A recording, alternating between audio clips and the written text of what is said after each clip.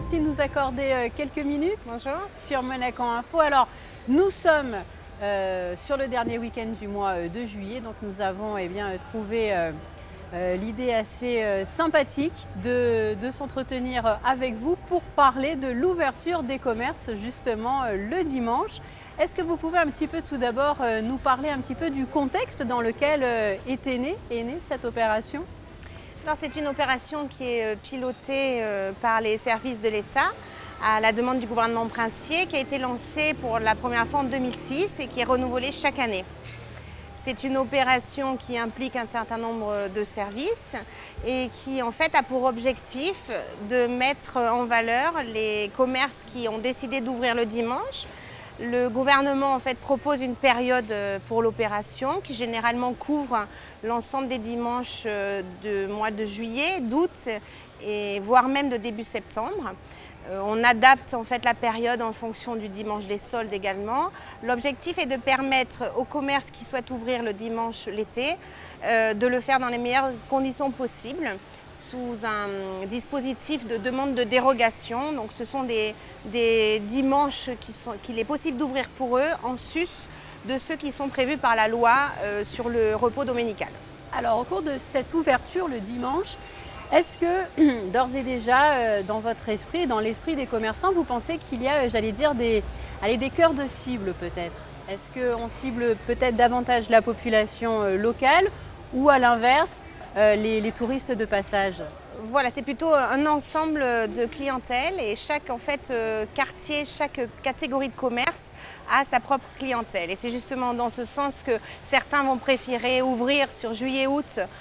Citons par exemple les commerces de luxe du Cercle d'Or, donc les locataires de la société Benmer, qui vont plutôt vouloir répondre à une clientèle présente dans les palaces et les hôtels de la principauté pendant les festivités de l'été, et notamment, c'est je crois un sujet d'actualité, le gala de ce soir. Mais c'est aussi pour d'autres quartiers, d'autres types de commerces, l'envie d'ouvrir plutôt sur fin août et être présent début septembre pour, par exemple, préparer la rentrée scolaire. Voilà. Donc chacun essaie de répondre au mieux à sa clientèle, qu'elle soit résidente, les familles qui sont en vacances à Monaco, dans les hôtels ou dans la région, qui sont là de passage, et donner le plus envie possible de rester sur Monaco pour ce moment-là. Et c'est ce qu'on essaye de faire de plus en plus, c'est d'allier en fait à l'offre commerce une offre plus globale de plaisir qui repose sur l'offre culturelle, gastronomique, bien-être, plage. Donc essayer de ne pas focaliser sur le commerce seulement, mais sur on va dire un programme sympathique pour la journée entière. Et toutes ces informations sont d'ailleurs disponibles, j'allais dire, à plusieurs niveaux, parce qu'il y a notamment un site internet. Voilà. Alors avec les services de l'État, nous avons mis en place, nous utilisons les médias habituellement mis en œuvre pour promouvoir une opération. Là, effectivement, il y a d'abord un visuel qui est dédié à cette opération depuis quelques temps, qui s'appelle We Are Open on Sunday, et le site internet dédié, effectivement, de monacosundayexperience.com, qui recense l'ensemble des commerces ouverts les dimanches cet été, les musées, les restaurants. L'année prochaine, on va développer à d'autres catégories de commerce et d'activités tout court. Nous précisons sur ce site les horaires, les jours d'ouverture, l'adresse et voilà, toute information qui peuvent être utiles aux visiteurs et aux clients. Et ce visuel et ce site internet font l'objet en fait d'une grande campagne de communication sur les réseaux sociaux, bien sûr, c'est ce qui marche très bien, sur des campagnes d'affichage et beaucoup de presse locale également qui parle de cette opération.